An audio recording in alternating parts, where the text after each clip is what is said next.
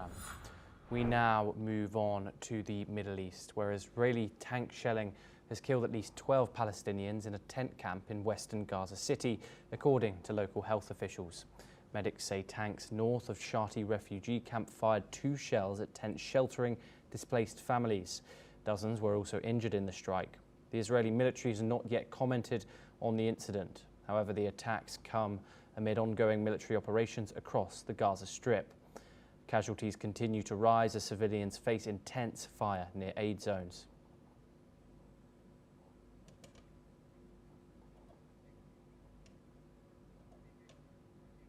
Let's now move east, where an official investigation in China has uncovered a disturbing cover-up of a lead poisoning case that sickened hundreds of children in the northwest.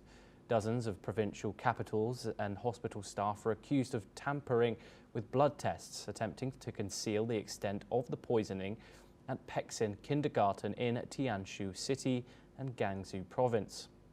Gansu provincial authorities also revealed that city officials accepted bribes from an investor linked to Peksin, neglecting essential food safety inspections at several preschools.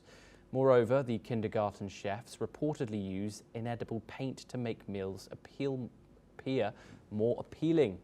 Food samples later revealed lead levels above 2,000 times above the national safety limit.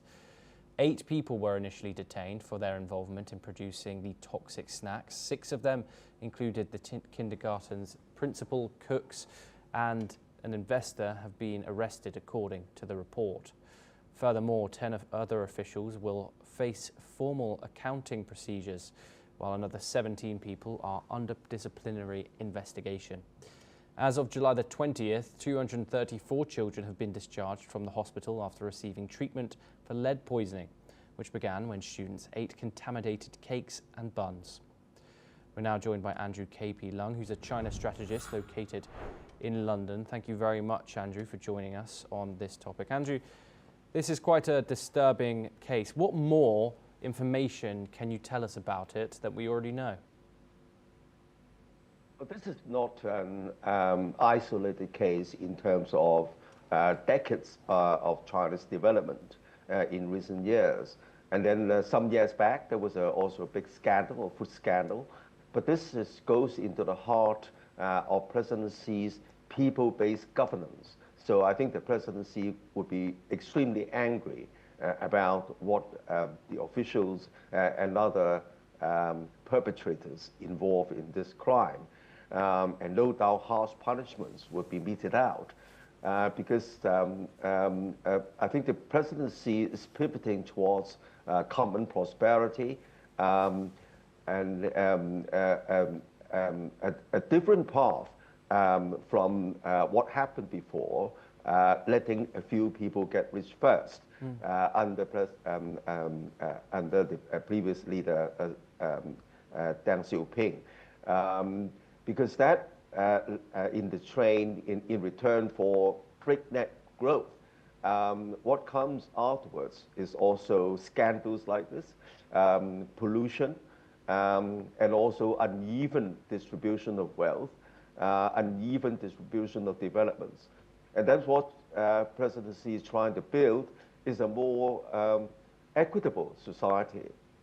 Not only between people in the same city, but between provinces and between regions, so as to stabilize the country and focus the country's energy towards a higher plane, making China wealthier and richer and more influential to realize the China dream. And so very stringent regulations and policies have been enacted over the past decade or so to cram down on scandals like this, because there are always people in some private businesses trying to shortchange the kind of regulations. But let's be fair, I mean, that's not only happening in China, that's happening in other countries as well, India included. And also a lot of developing countries and even in advanced countries. But I think in China, it has a historic and also a strategic importance, cracking down on the kind of ill practices that impact on the livelihood and the health and the well-being of the people, but also corruption.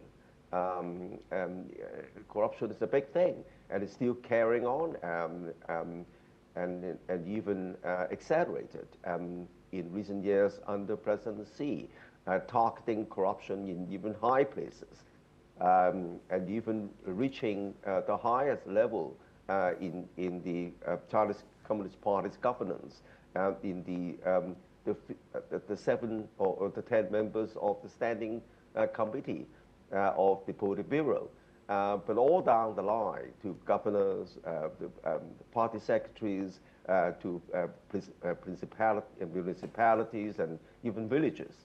So I think that this case highlights a lot of the strategic emphasis under President Xi's leadership to move the country towards a more equitable phase of development, more mindful of people's well-being, particularly in health and safety.